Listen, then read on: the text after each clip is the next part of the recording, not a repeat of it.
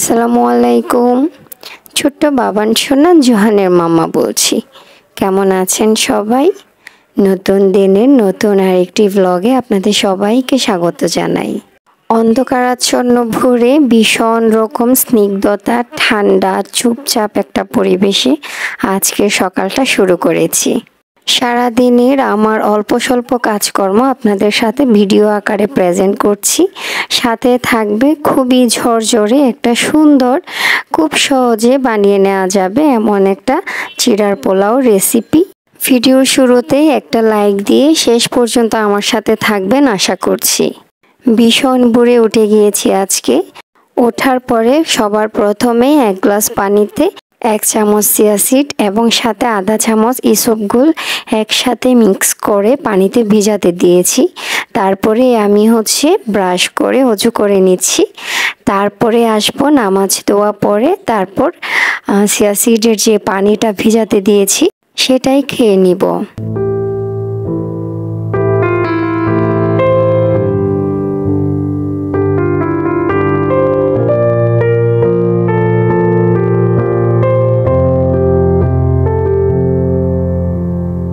যদিও এটাই বেশিরভাগ সকালের রুটিন, কিন্তু সব সময় এমন কিন্তু হয় না।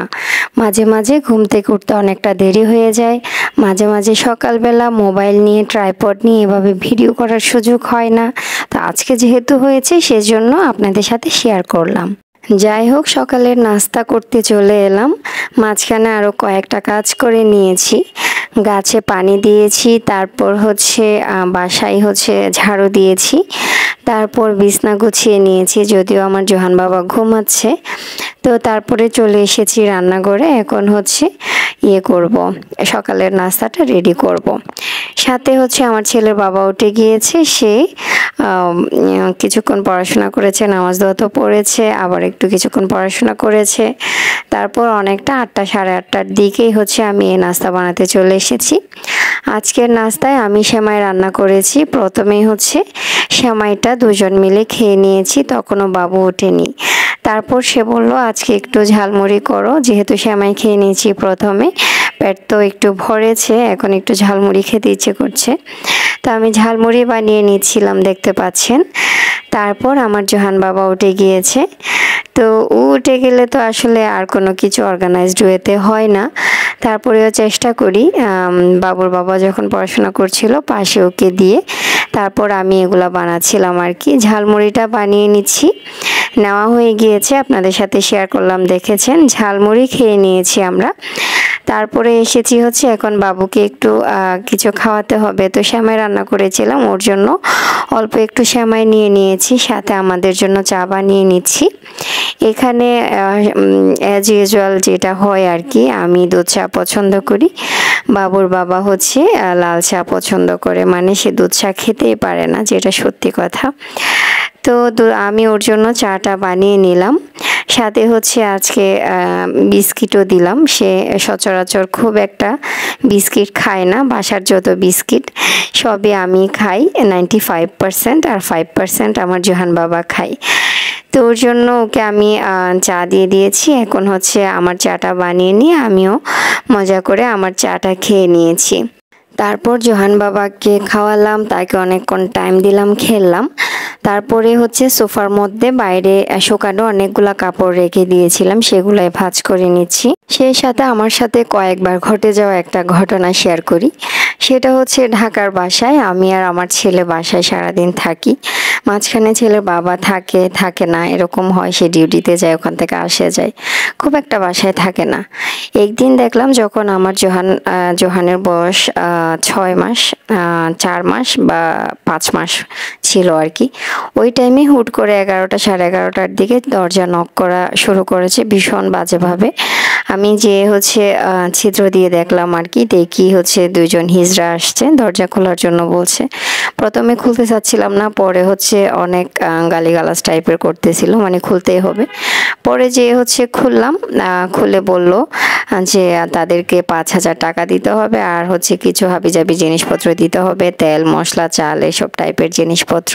আমি বললাম বাবুর বাবা তো বাসায় নেই, আমি তো একা, তো আমার হাতে তো অত টাকা নেই, আর তাছাড়া আমার ছেলে তো অনেকটা বড় হয়ে গিয়েছে। তখন আমি বাবুকে সামনে আনিনি, আমি বললাম 6 মাস হয়ে গিয়েছে, গ্রামেও তো আমরা হিজড়াদেরকে টাকা দিয়েছি, এখানে এসেও আবার কেন দিব, তাও এত টাকা।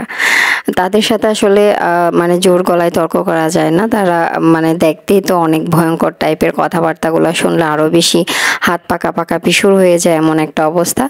ভাগ্য ভালো ছিল আমার সামনের ফ্ল্যাটের যে আন্টি আঙ্কেল থাকে ওনারা দরজা খুলেছিল, ওই আন্টিকে আমি একটু ইশারা দিয়ে বলেছিলাম একটু দাঁড়ান, কারণ আমি কখনো এই ধরনের এগুলো ফেস করিনি আর কি।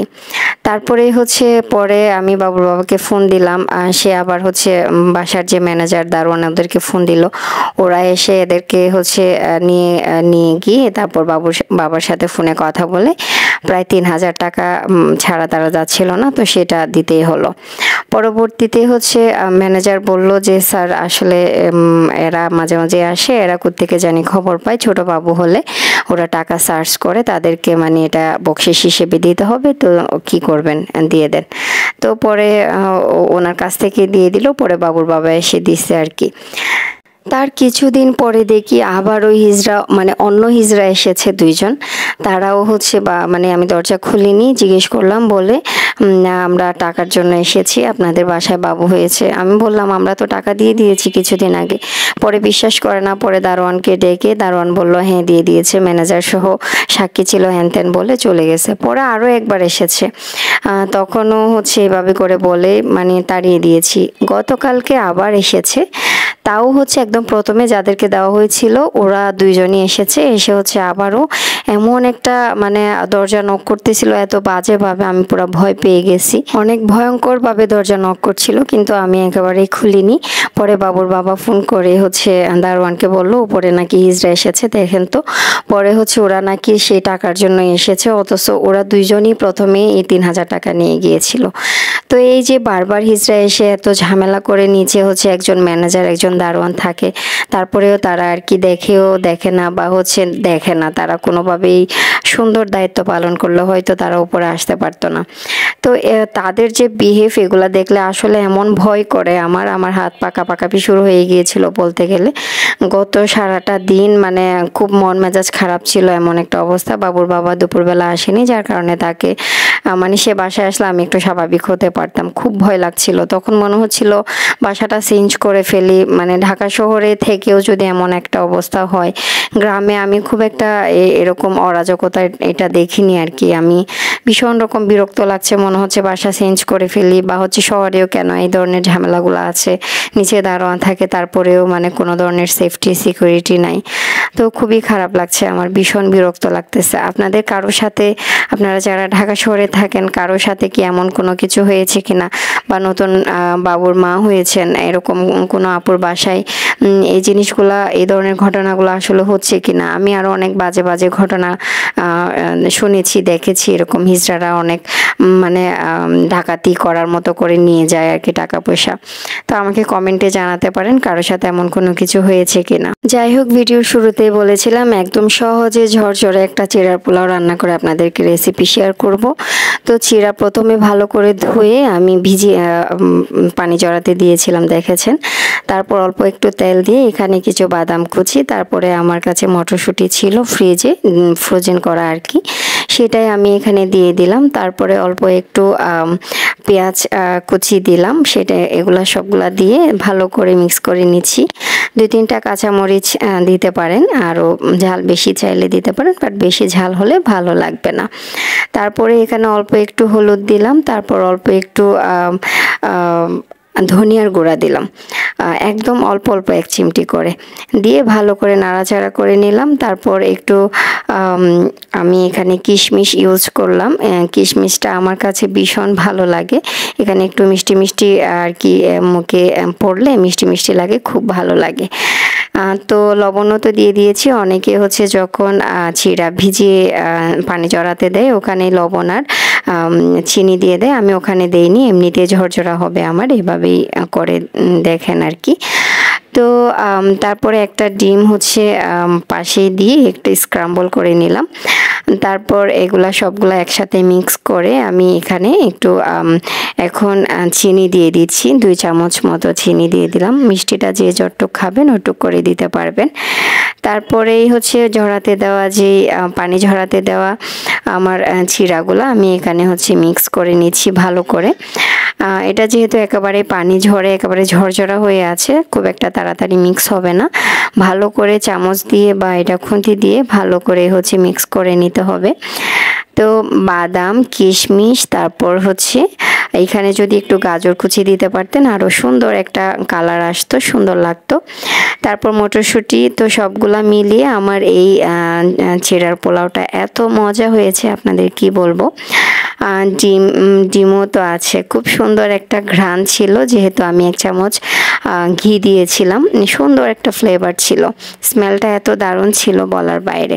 আপনারা একটু বাসায় ট্রাই করে দেখতে পারেন। এত সুন্দর ঝরঝরে একটা চিড়ার পোলাও একদম মিস করবেন না, কিন্তু ভীষণ মজা হয়েছে, দেখেই কিন্তু বোঝা যাচ্ছে, তাই না? তো যাই হোক, আজকে গল্প করতে করতে ভিডিওর একেবারে শেষ পর্যায়ে চলে এসেছি। যারা আজকে আমাকে প্রথম দেখছেন চাইলে আমার চ্যানেলটা সাবস্ক্রাইব করে আমার পাশে থাকতে পারেন। আল্লাহ হাফিজ, আসসালামু আলাইকুম।